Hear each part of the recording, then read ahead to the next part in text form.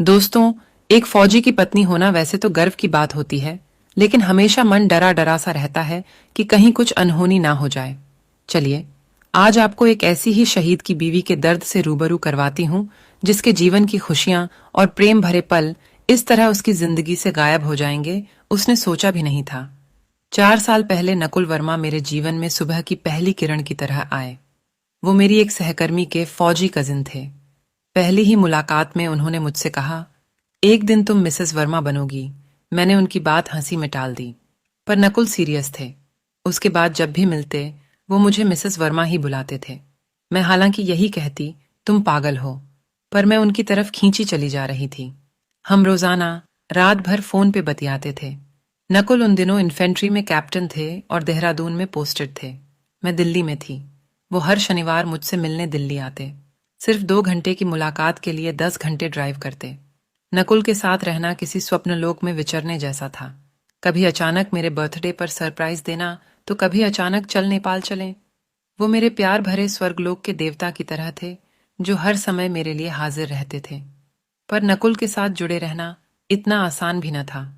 ऐसी ऐसी जगह ड्यूटी लग जाती जहां नेटवर्क न होता, तो महीनों मुलाकात तो क्या बात तक न हो पाती।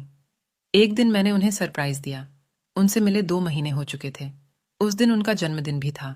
मुझे देखते ही उन्होंने मुझे गले लगा लिया। बोले, तुम्हें देख लिया, बर्थडे मना लिया। और फिर मेरे बर्थडे वाले दिन सभी दोस्तों और परिवार के सामने घुटनों पर बैठ के उन्होंने मुझे प्रपोज किया। मिसेस वर्मा शादी कर ले। और फिर चट मंगनी पट ब्याह हुआ। मैं सचमुच में मिसेस वर्मा बन गई। मुझे याद है, पंडित जी विवाह के मंत्र पढ़ रहे थे और हम फेरे ले रहे थे, तो नकुल के संकल्प निराले ही थे। राष्ट्र प्रथम। एक समय ऐसा भी आ सकता है जब शायद मैं लौट के ना आऊं, या तिरंगे में लिपट के आऊं। तुम एक फौजी पत्नी हो, ये हमेशा याद रखना। जब वो ऐसी बातें करते, मैं परेशान हो जाती। मुझे पता था मैंने किस दुनिया में कदम रखा है।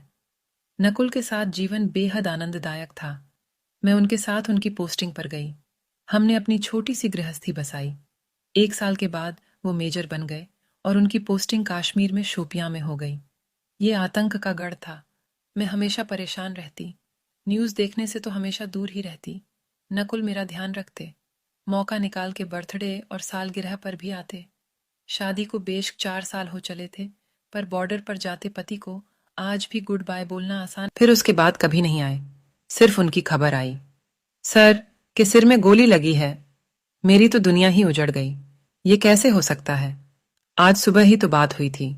मैं भागी भागी श्रीनगर पहुंची। वो कोमा में थे। उन्हें देख मैं टूट गई।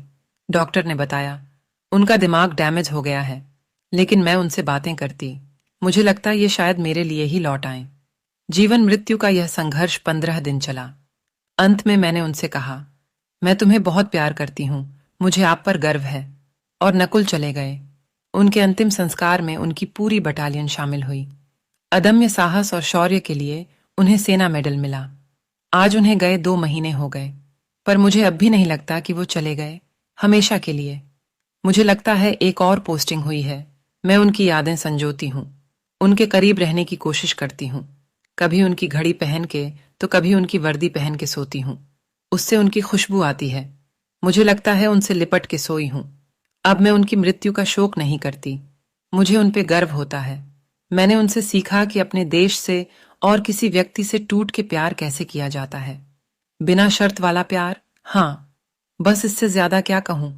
अगर आपकी भी आंखें नम हो गई है, तो वीडियो को अपनों तक भेजकर प्यार दीजिएगा।